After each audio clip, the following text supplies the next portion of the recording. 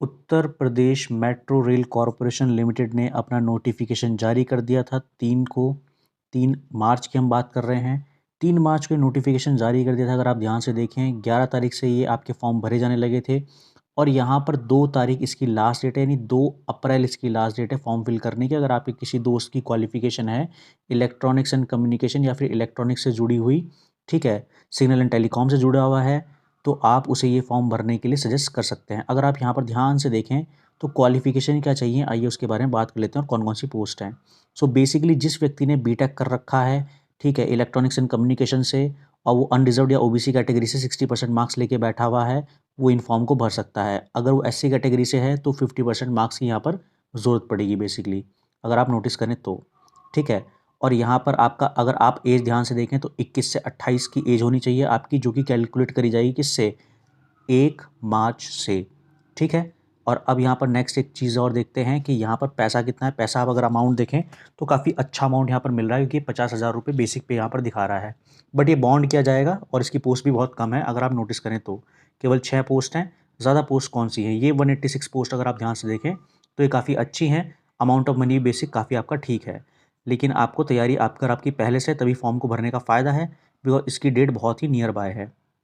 Examination की अगर date की बात करें, मैंने आपको ऑलरेडी ऊपर यहाँ पर दिखा दी थी कि एग्ज़ामिनेशन की जो डेट है वो इसकी किस तरीके से, एग्ज़ामिनेशन की डेट बहुत ही पास है।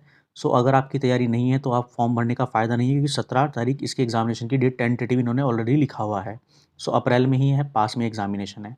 आइए चलते हैं कि एग्ज़ामिनेशन में पूछा क्या जाएगा, वो कि इनको कैसे-कैसे आपका कैटेगराइज़ कर सकते हैं। अब कैटेगराइज़ करने की अगर मैं बात करूँ तो आप यहाँ ध्यान से देखिएगा, कैटेगरी वाइज़ इन्होंने इसको अलग-अलग हिस्सों में बाँटा हुआ है। ये 3 तरीके से पोस्ट रिकॉर्ड करी है इन्होंने। एक पोस्ट कोड यहाँ पर दिख रहा होगा, एक तो 01 हो गया, दूसरा पोस्ट कोड आपका NE01 हो गया, और आपका लास्ट वाला जो पोस्ट कोड है जिनको अलग से रखा हुआ है इन्होंने, वो 3 ये पोस्ट कोड दिख रहे हैं आपको, NE02, 03, 04। अब आते हैं इनके हिसाब से ही एग्ज़ाम आपका अलग तरीके से लिया जाएगा। तो यहाँ पर नीचे अगर आप नोटिस करेंगे तो रिटन एग्ज़ामिनेशन का आपका स्ट्रक्चर इन्होंने दे रखा है। इसको आप ध्यान से देखिए, ठीक है, कि जो रिटन एग्ज़ामिनेशन है उसमें ये आपका पूरा प्रोसीजर है, ठीक है।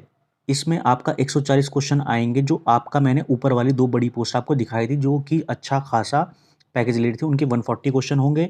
और जो दूसरी पोस्ट हैं 02, 04 वाली, उनमें 100 क्वेश्चंस पूछे जाएँगे, जिनमें नेगेटिव मार्किंग 1/3 होगी, और ये 2 घंटे का आपका क्वेश्चन पेपर होगा जो कंप्यूटर बेस्ड होगा। पेपर बेसिकली कहाँ पर होगा, कैसे होगा, उसके बारे में बात कर लेते हैं। पूछेंगे क्या इसके अंदर, 4 चीज़ों पे ज़्यादा ध्यान देंगे, यहाँ पर नोटिस कीजिएगा। पहली चीज़ है आपकी इंग्लिश लैंग्वेज, दूसरी है जनरल अवेयरनेस यानी कि जीके, आपका करंट, ये सब पूछेंगे। लॉजिकल एबिलिटी और क्वांटिटेटिव एप्टीट्यूड में आपका रीजनिंग वगैरह आपसे पूछेंगे।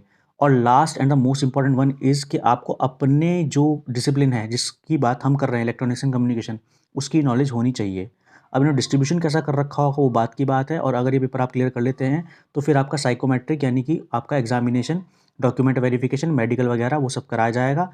और पोस्ट आपको आपके शहर यानी लखनऊ वगैरह में ही मिलेगी, क्योंकि वहीं पे मेट्रो है, और यहाँ पर ये वो सिटी है जहाँ पर एग्ज़ाम कराए जाएंगे बेसिकली।